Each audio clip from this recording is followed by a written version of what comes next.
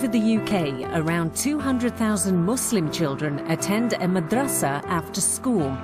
Here they spend up to 2 hours each day learning the language and beliefs of Islam.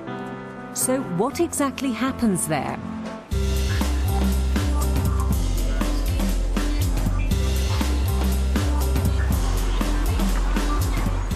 I think it's our duty as parents to teach our children our religion, as well as we've got to take into account they have to have a good education. For them to learn their religion, you know, they were born Muslims, they need to know a little bit about their religion whilst they're young, till when they reach 18 or something, they can decide themselves what they want to do. I'm happy with my children to be in a normal mainstream school, as well as attending the Madrassa in the evening. Madrassa Salafia in the Small Heath district of Birmingham is part of the local mosque, a traditional location managed by head teacher Wasim Khan. At Madrassa Salafia we have 270 students. 50% are girls and 50% boys. As teaching staff we have 22 teachers. By contrast, the Zawiya Madrasa, situated near the city centre, is in an Islamic centre where head teacher Sister Amal is in charge of an all-female staff. We run here the Zawiya Islamic School, and we have about 100 students. They come after school, 4:30 to 6:30, 4 days a week only. The children are set not according to age, but according to their ability in Arabic and Islamic studies. Classes are mixed at the Zawiya. Generally, pupils finish attending madrasa by the time they reach 14. The madrasa has come out of real need and necessity, simply because the mainstream curriculum doesn't cater for young Muslims and Islamic teaching. Going to mainstream schools and spending 6-7 hours studying and then having to come to madrasa, it can be mentally demanding. So we try and make it very enjoyable for the student, and we also appreciate the fact that he has been or she has been through a long day, so we do not try and overburden them in terms of giving them too much. This is the word kataba. Say kataba. Kataba. What does it mean? It means to write. Look, the letter in the word kitabun are the same as in kataba. Kaf, ta, ba. This is the level 3 class, and they learn reading Arabic and writing, and also we teach them in every new lesson the new words, for especially the words that have been used in the Quran. Hada. What does it mean? This. This. The reason that we try and implement more Arabic in terms of getting the children to understand and learn Arabic is because the religion of Islam was revealed in Arabic, and it's an integral part of the religion. Hada kitabun. Hada kitabun. Yes. What does it mean? This is a book. This is a book. A translation can only give you a taste. To understand the Quran, you have to understand Arabic. Hada. We don't use only the same method every time.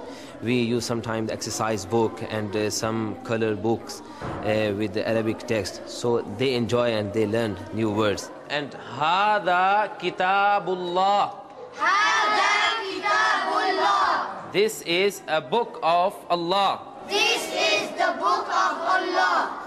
We've been learning how to say this is the book of a certain person. For example, to say this is the book of Allah, you have to say Haza Kitabullah.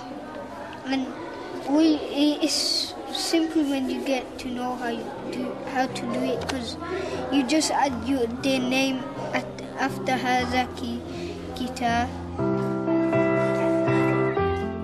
The word madrasa is derived from the Arabic verb darasa, which relates to learning or teaching. Therefore, madrasa literally means a place where learning or teaching is done. So madrasa, at the heart of it, is a center, a place, an institution to study and to learn.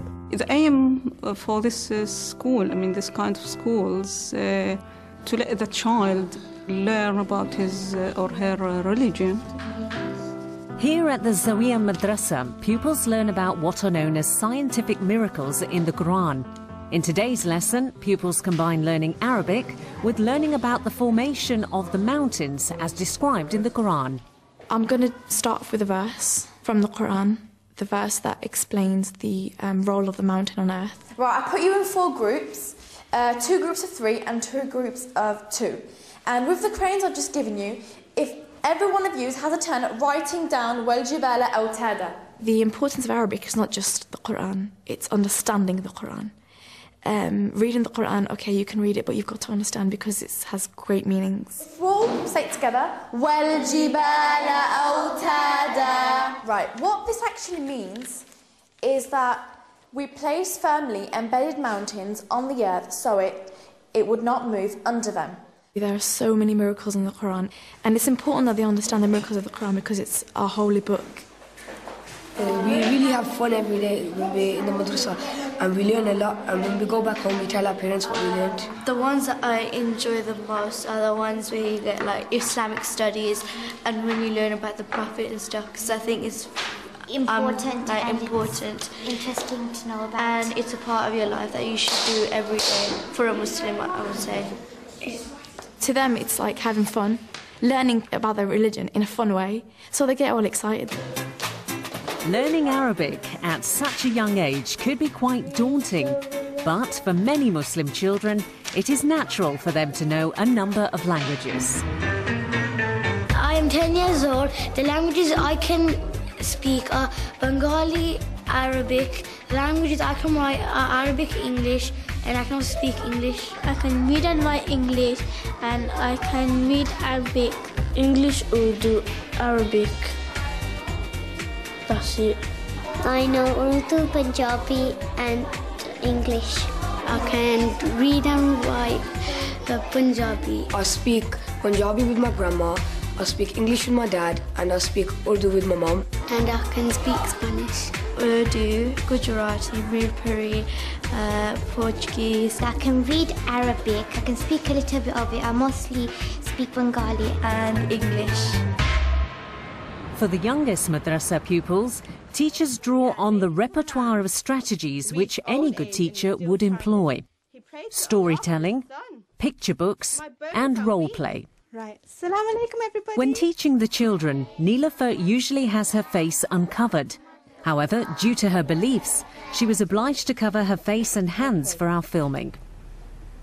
We realise after school it can be very tiring for some, especially the young ones. So we don't try and keep it too intense, but yet give them just enough quality in their teaching and everything, but obviously not too intensive. Keep it fun and simple. We can have a story today. The story is called The Old Man's Prayer. I wonder what that's about. Okay, I'm going to read the story, then we'll see who's listening really carefully, because I might ask you some questions in the end. We normally find in general that younger children have a lower level of concentration, so we try and use a lot more interaction to try and get the younger children involved. Whenever the Prophet Zakaria visited Maryam alayhi salam, you can sit down now, Zakaria. Okay, good girl. In her niche, she lived in a little place all by herself. In the shrine, you would find that she had fresh food. What was it? From Allah. Yes, from Allah. It was a miracle. It just appeared like that. Wow. All the food. Doesn't that look yummy? The reason we have stories taken from the Quran is we believe that these stories have good moral values and they have positive influence on the children, and hopefully we see these stories to have role models for the children who they can hopefully aspire to. So Yahya was such a good person. He never spoke back to his mommy and daddy. He loved the old and the young. He was good to his neighbours, mashallah. There's so many amazing things that Islam can teach about behaviours, morals, and way of life. It's lovely, you know, they get to really interact and they love that. Try not to look at the fruit. For older students, the madrasa is also a place for them to discuss the reasons for elements of their faith. It's not just the post 9/11 world, But there are other issues like drugs, for example. There are issues around gangs, bullying. There are issues relating to, for example, having girlfriends and those kind of growing up things. How do you negotiate that? Because there is so much pressure on young Muslims. Can we have some of you telling us about your own experiences? Maybe you've been bullied in here or maybe at school. Yeah, when I was little, I used to get bullied, and then one day we were playing football, and he said that pass me the ball, otherwise I'll hit you. And then one day I went to the teacher, and the teacher talked to him, and he never did it again. Excellent. That's the best thing to What's happening in schools nowadays? Unfortunately, there's a lot of bullying going on. Some students suffer quietly. They don't go home, tell their parents. Some actually inflict the damage themselves. So it's important to show them how it affects people, their feelings, and the way we bring it is from the perspective, Islamic perspective, is about feelings, about hurting people, and how God will be angry with you. If you bully somebody, for example, what do you think you're doing to that person? He feels tortured. He feels tortured, maybe, yes? Angry. They might feel angry, yes. They feel hurt.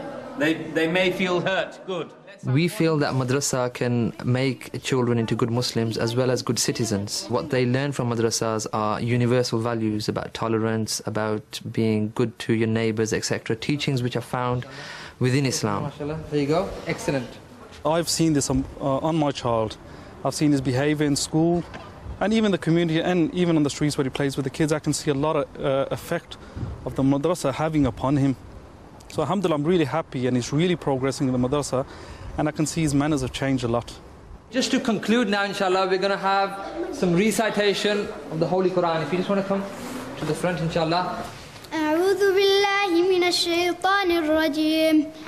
آمن الرسول بما أنزل إليه من ربه والمؤمنون كل آمن بالله وملائكته وكتبه ورسله لا نفرق بين أحد من رسله وقالوا سمعنا وأطعنا غفرانك ربنا. That journey of self-discovery of one's identity, that if proper Islamic teaching isn't given to young people, what tends to happen is that void, that space and that gap somewhere down the line in that journey of life is filled by the wrong, incorrect and extreme interpretation of Islam.